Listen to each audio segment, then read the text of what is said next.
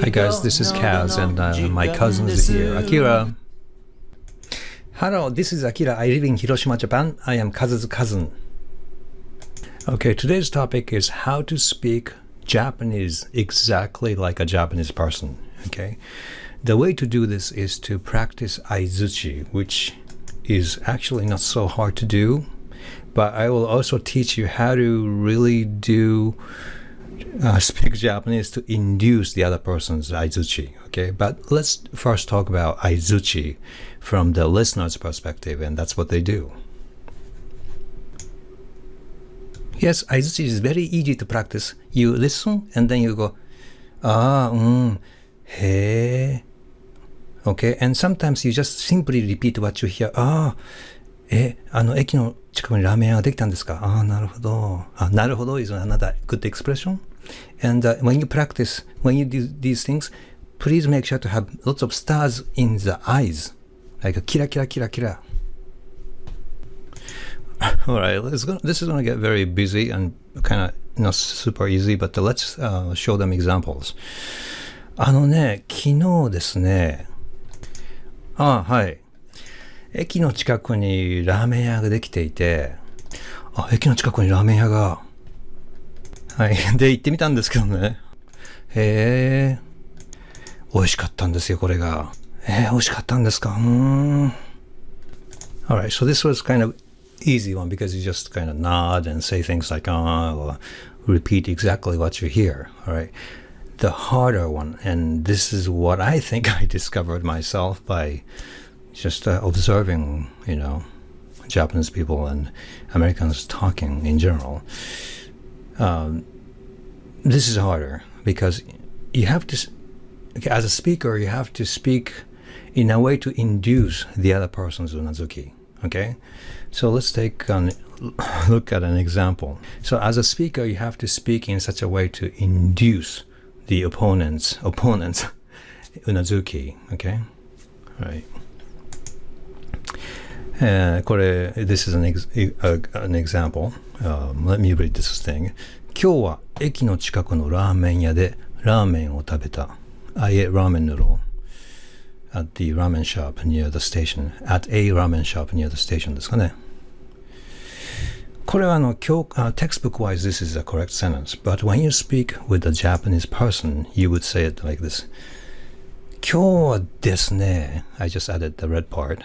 Okay? 駅の近くのラーメン屋でなんですけど、ラーメンを食べたんですよ。So every time you kind of say this red part, you are expecting your opponent to nod or say things or let him or her summarize what you just said, okay? Like, 今日はですね、はい。駅の近くのラーメン屋でなんですけど、駅の近くで。ラーメンを、食べたんですよ。そうですか。Like this, okay? I think I've kind of applied many techniques, some of which I don't quite understand as a native speaker of Japanese. But this is the easiest technique that I can kind of, teach you. Okay, I'm gonna let Akira speak right now. Hold on a sec. This video is makes me feel very busy, but one technique is elongates the vowel. For example, 私はオハイオから来たアメリカ人です。Okay, I'm an American from Ohio. And この at each phrase, you elongate the vowel. Okay, like instead of saying 私は, you can say 私は elongate and as if you are asking a question. 私は and then the other person will say okay. オハイオから来たアメリカ人なんです。For some reason we put なんです but I don't know how to explain, so you have to ask your Japanese teacher. But anyway, I want to focus on elongating the vowel as one technique. Alright? The next one, Kaz will explain. Okay, guys, so here is another technique. Technique number 2. Okay, technique number 2. So you can add ですね or なんですね. なんですね. I don't exactly know how to throwing these two expressions differently. So you're gonna have to ask your Japanese teacher. But like, 私は私はですね.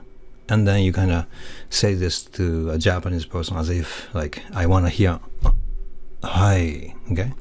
私はですね、オハイオからですね、来たんですけどね. I don't exactly know why you have to go. I guess I would know 来たんですけどね. Yeah, you gotta ask your teacher. アメリカ人なんです. For some reason I have to say アメリカ人なんです. Okay? So in this way, you cut each phrase and then replace the ending with ですね or なんですね. And then each time you spark lots of stars in your eyes. And then that's when a Japanese person will say to you, ああ、ジョンさんは日本人よりも日本人みたいです。となると思いますので I would like you to try that. So I said it's kind of easy to do うなずき. You just do it, right? ああ、そうですか。But this one is a little harder because you have to make the other person do a specific action. 英語ノードまた明日